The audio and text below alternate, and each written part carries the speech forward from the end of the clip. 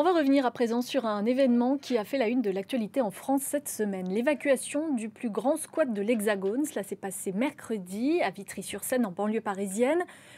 Au moins 300 personnes ont été expulsées par la police d'une entreprise désaffectée où elles avaient élu domicile. L'opération s'est déroulée dans le calme, mais elle a été dénoncée par de nombreuses associations qui estiment que Paris cherche à faire place nette avant les Jeux Olympiques de 2024. Notre invité ce soir s'appelle Paul Allozzi. Bonsoir. Bonsoir. Vous êtes coordinateur à Médecins du Monde et vous faites partie de ceux qui ont dénoncé cette évacuation. Pour vous, c'est du nettoyage social lié aux Jeux Olympiques. Expliquez-nous. En fait, il faut se dire que là, depuis un an, tous les lieux majeurs d'habitat précaire des populations les plus précarisées de la région se sont fait expulser. Donc ça a commencé avec un squat qui était à côté du village olympique à l'île Saint-Denis où il y avait 500 personnes. Et il y en a eu plein d'autres depuis là. Donc les squats se font dégager. Et là, c'était le plus grand qui restait. Il y avait 450 personnes qui ont été arrachées de leur lieu de vie mercredi dernier. Et en fait, ça permet que... Alors oui, tous ces lieux, ils ne sont pas directement sur des sites olympiques, mais c'est des lieux qui sont des alternatives à la rue pour beaucoup de gens. Donc avant, si vous étiez une personne étrangère, vous arriviez à Paris, on est un des seuls pays d'Europe qui n'accueille pas les gens avec un lieu inconditionnel pour les mettre quelque part et traiter leurs demandes. On les accueille par le trottoir. Et donc, selon votre appartenance communautaire, vous pouviez trouver ces lieux de solidarité. Et bien là, petit à petit, ils sont en train de disparaître. Et qu'est-ce qui vous fait dire que c'est lié aux Jeux Olympiques? Quels sont les motifs invoqués par les autorités? Alors, les autorités ils vont toujours nous dire non, mais là, à tel endroit, il y a un propriétaire qui a besoin de son bâtiment. Là, à tel endroit, c'est pour la sécurité des personnes. Bon, déjà, tous ces lieux, nous, on y retourne et ils restent vides pendant des mois.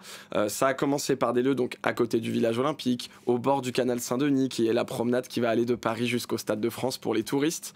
Et en plus, c'est des lieux qui vont permettre aussi aux gens de se rendre visibles au moment où les Jeux vont arriver et où la presse du monde entier va venir. C'est des lieux où les solidarités auraient pu dire « Regardez, on est dans un pays qui, quand même, n'accueille pas si bien les personnes étrangères et qui aurait pu le montrer. » Et bien là, ce sera circulé, il n'y a rien à voir, tout le monde sera ailleurs. Alors, quelles sont exactement les personnes qui ont été expulsées mercredi? Quel est leur profil? C'était des personnes, donc beaucoup de nationalités tchadiennes, soudanaises, érythréennes, éthiopiennes, beaucoup de gens qui avaient des papiers, donc qui avaient obtenu le statut de réfugié, qui avaient une carte de séjour, ou d'autres qui étaient en demande d'asile, mais qui donc ont un récépissé de demande d'asile.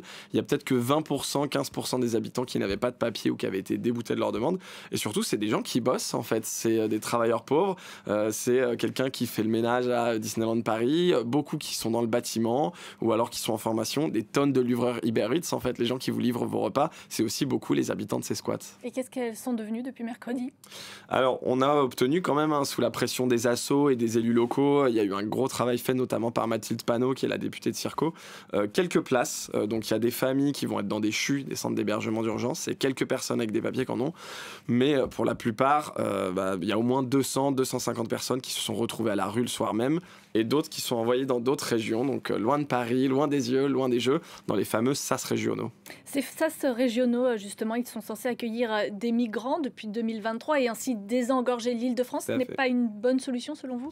Alors en fait, si le but c'était de répartir au national l'effort d'accueil, ce serait formidable. On l'a fait pour les exilés ukrainiens qui fuient la guerre comme les autres, et ça marche bien. Mais on prévient les populations locales, on prévient les élus, on prévient les professionnels, et on donne des moyens aux régions autres que Paris pour le faire.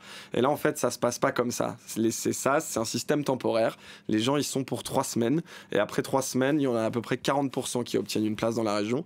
Les autres ils sont envoyés vers le 115, vers l'hébergement d'urgence.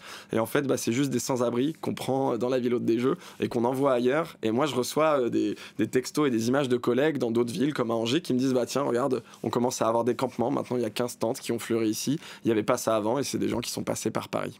Vous disiez que certaines de ces personnes expulsées mercredi ont un emploi. Qu'elles soient précaires ou pas, certaines même ont un CDI, d'après ce que j'ai pu lire. Comment ça se fait qu'elles n'arrivent pas à trouver un logement pérenne?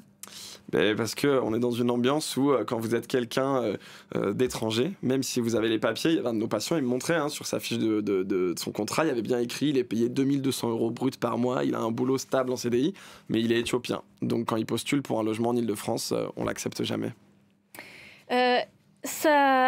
Pour relier aux Jeux Olympiques, pour vous, il n'y a aucun effet positif des Jeux sur la situation sociale de ces personnes? Non, pour l'instant, on nous avait parlé de jeux inclusifs, les plus inclusifs de l'histoire. C'était une belle promesse, hein, franchement, moi j'y ai cru. On nous avait parlé aussi d'héritage social. Pour l'instant, on aura un héritage antisocial, en fait. Tous ces lieux de solidarité, ils sont en train de disparaître. C'est aussi des lieux pour nous, les assos, où on vient, on crée du lien avec des populations qui sont vachement marginalisées, invisibilisées. Ça nous permet de les suivre, de les remettre dans le droit commun aussi. Et en fait, pour l'instant, le seul héritage, ça va être l'étranglement des solidarités. Après, il y a une chose intéressante, c'est l'opportunité de communication. Le monde entier est en train de regarder la France, donc nous on va continuer à montrer que c'est un pays qui pour l'instant ne répond pas aux standards internationaux de l'accueil comme il devrait le faire. Je parlais de votre engagement au sein de Médecins du Monde, mais vous êtes aussi porte-parole du collectif Le Revers de la Médaille. Qu'est-ce que vous réclamez concrètement au sein de ce collectif ? Donc on a monté un collectif, il y a 80 assos, ONG qui en font partie, on en est très fiers. Ce sera un peu l'héritage social de ces jeux, d'avoir réuni autant d'acteurs de la solidarité dans ce collectif.